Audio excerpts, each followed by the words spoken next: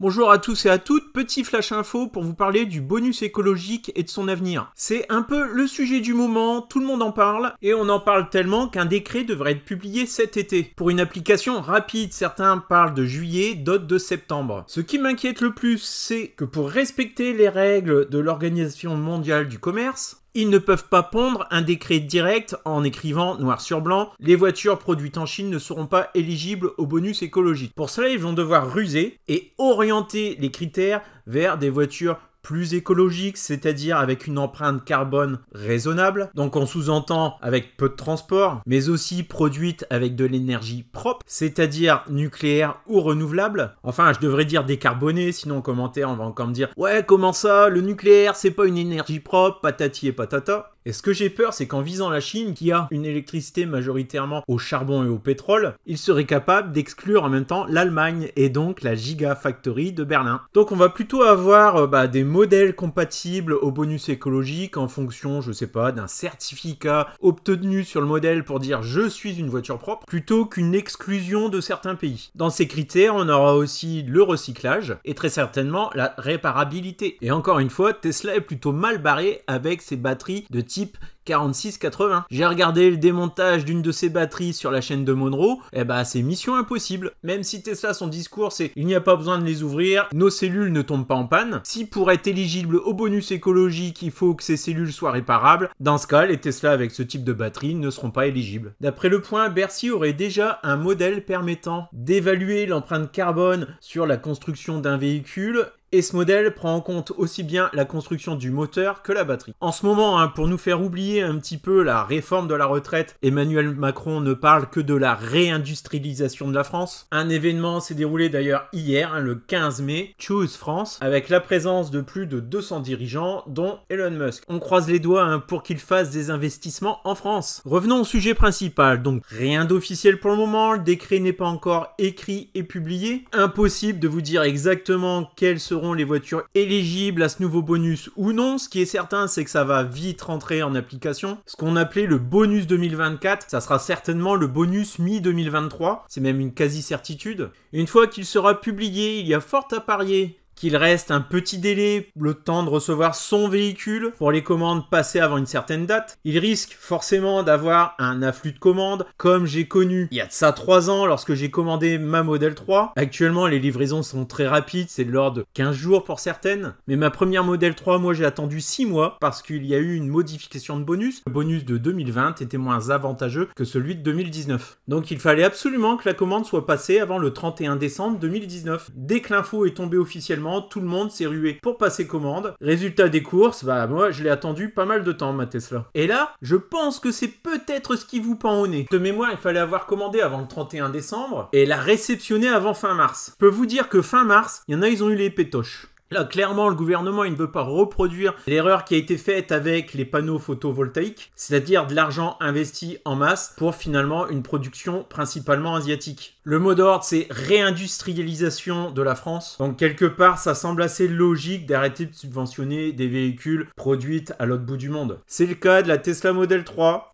Le modèle Y, on verra bien parce qu'il y a quand même une version qui est faite à Berlin. Ça dépendra des critères sélectionnés. Mais bon, il y aurait que moi, une voiture à faible empreinte carbone, ça ne serait pas un monospace. Ni même un véhicule avec des énormes autonomies et des énormes batteries qu'on a en réalité besoin que 5% du temps. Et encore, 5%, je suis gentil. Donc pour conclure, le conseil du filou, à tous ceux qui disent « Moi, je vais attendre le projet Highland, la nouvelle Model 3, pour commander et acheter. » Alors si vous avez déjà une Model 3, moi ça me va très bien. Attendez le temps qu'il faut. De toute façon, votre Tesla actuelle, elle est très bien et elle évolue avec les mises à jour. Sauf que le projet Highland, en réalité, on n'en sait rien, il n'y a rien d'officiel, il y a que des photos qui traînent à droite et à gauche. Nous avons pour le moment aucun mot de la part d'Elon Musk, aucune date officielle. Chez Tesla, entre le moment où un projet est présenté et où on le retrouve commercialisé, il s'écoule quand même du temps. Et ça ne se fera pas d'un claquement de doigts. Il faudra arrêter les chaînes de production, faire des modifications sur les chaînes d'assemblage. Enfin, personnellement, je me trompe peut-être et ça ne tient qu'à moi. Je ne vois pas cette Model 3 arriver avant la fin de l'année. Et encore, soyons heureux si elle est dispo d'ici la fin de l'année. Aujourd'hui, l'usine berlinoise, il n'y a pas de production de Tesla Model 3 à Berlin.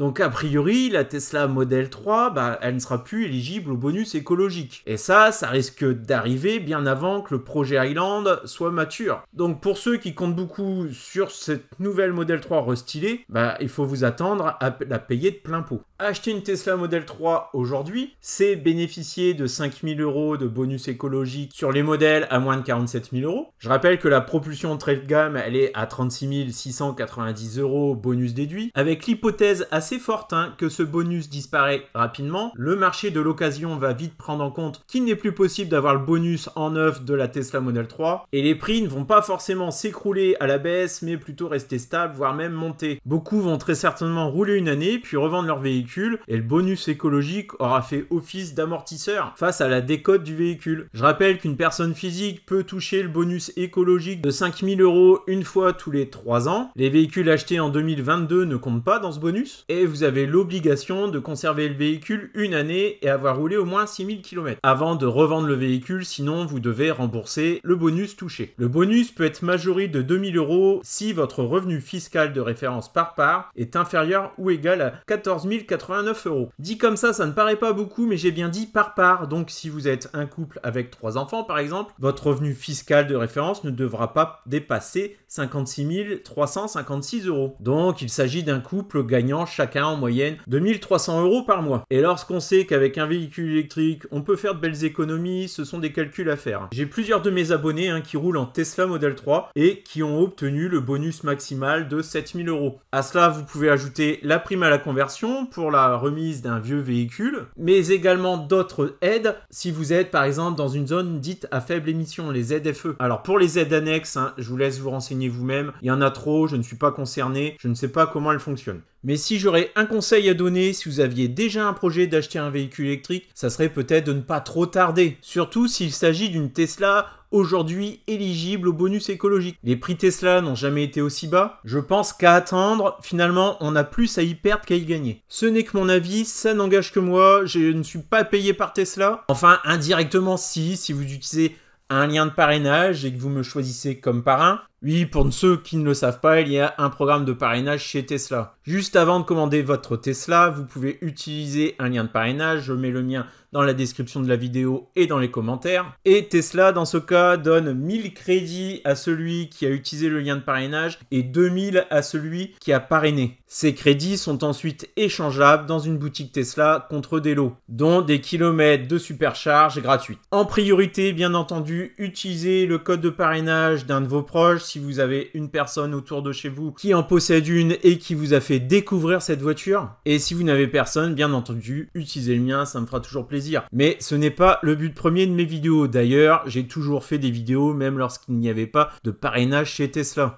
Inutile de venir me demander comment faire pour ajouter un parrainage si la commande est déjà passée. Un parrainage, ça se fait avant de passer commande. Je dis ça parce que même si je le répète plusieurs fois, vous me posez souvent la question. Mais non, c'est trop tard. On reparlera ensemble du bonus écologique lorsque le décret sera publié. N'hésitez pas en commentaire à me dire ce que vous pensez, ce que va être ce nouveau bonus. Si vous y êtes favorable ou défavorable, moi je trouve que dans le fond, c'est une bonne chose.